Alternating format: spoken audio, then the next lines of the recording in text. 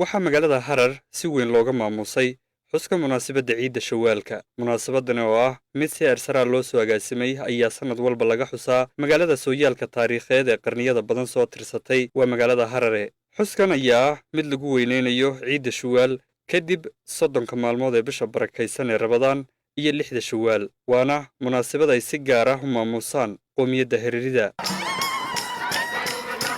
goob fagaara ah oo isugu soo baxaan qaybaha kala duwan ee bulshada gaar ahaan dhalinyarada ayaa waxaa kala soo qayb gala mas'uuliyiinta ugu sarreysa ee deegaankaasi Hareerida, ergooyin iyo kooxaha dhaqanka oo ka socda deegaanada deriska, dalxiisayaal iyo marti sharaf kale.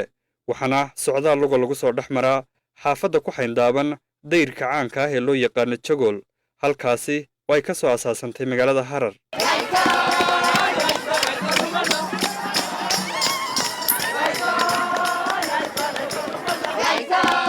daawadayaal halkan aan ku sugannahay waa magaalada taariikhiga ah ee magaalada Harar. dabcan gadaasheeda waxaa ka soconaya ciyaaro dhaqameedyo kala duwan oo qayb ka amaba lagu weyneynayo munaasabadda ciidda Shawaal. dabcan dadka Hareerida ah ayaa waxay caado amaba dhaqan u leeyihiin kadib marka 30 bisha barakaysan ee Ramadaan ay dhamaato laguna daro 6 Shawaal ee sunnaha ah in la qabto habeenka toddobaad ama munaasabadda ciidda Shawaal oo ay isugu soo baxaan dhalinyarada iyo qaybaha kala duwan ee bulshada.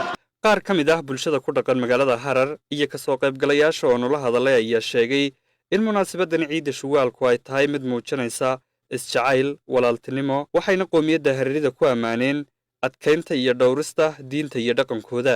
waxaan ka socdaa magaalada Jigjiga, waxaan joogaa magaalada taariikhiga ee Harar, waxaana u yimiday munaasabadda ciidda Shawaal inaan kala qayb qaadano. run ahaantii dhaqan Soomaalidu iyo Adaridu dhaqano fara badan bay ka siman yihiin, sida diinta kale, dhaqanada kale, sidoo kale way isguursadaan, sida ay dhaqanadooda u adkeynayaan masha Allah, iyo sida ay uga adag yihiin dhaqankooda ayaan aad uga helnay.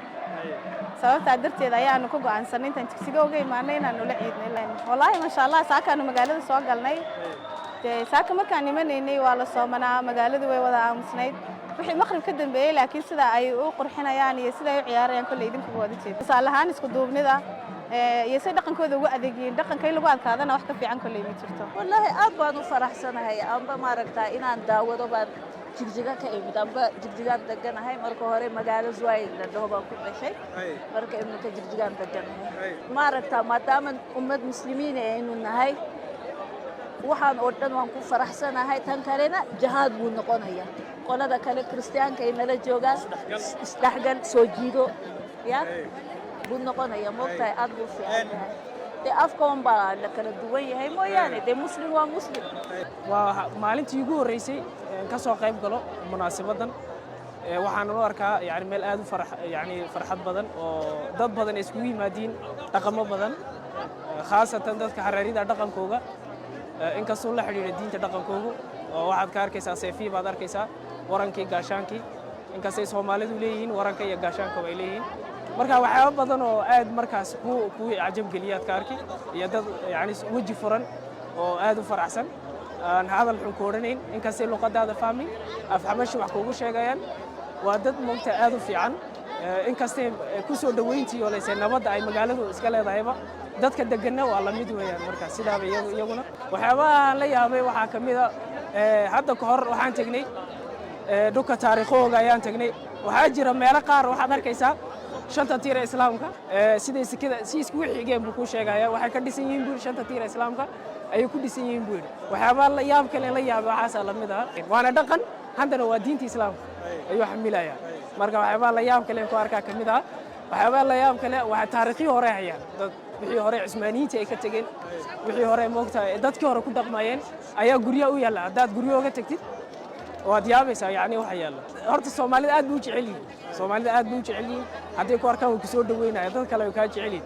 waxyaabaha ay iskaga shabahaan Soomaalida iyo Hareerida wax weeyaan horta waa islaamka, islaamnimada, dhaqankeennuna islaamnimadu inta badan ku salaysan yahay. haddaad aragtid waa guy cadda iyo leysay maradii caddeed iyo leysay gudhatii ama leysay maradii xagga hoose caddaanka ayaguna waxay leeyihiin goo'ad gooyaashu way leeyihiin inta badan inaad aragtid mooyaane gooyaal badan bay wataan.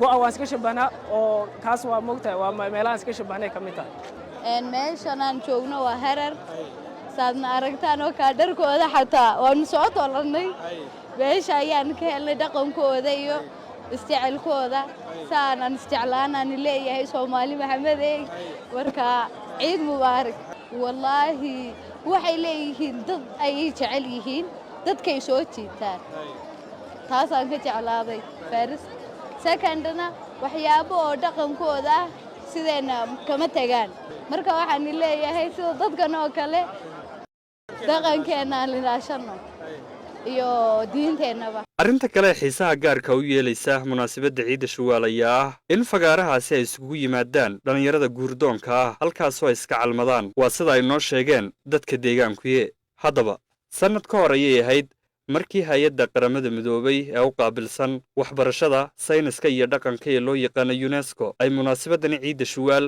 u diiwaangelisay mid caalami ah amaba waxyaabaha aataarta ah waana arrinta xiisaha leh ee magaalada Harar ka dhigaysa magaalada kaliya ee dalkan Itoobiya ay ka diiwaangashan yihiin laba waxyaabood ay diiwaangelisay hay'addaasi UNESCO oo kala ah munaasabadda ciida Shawaal iyo waliba sidoo kale dhismayaasha qadiimiga ah ee qarniyada badan jiray ee loo yaqaan Jagol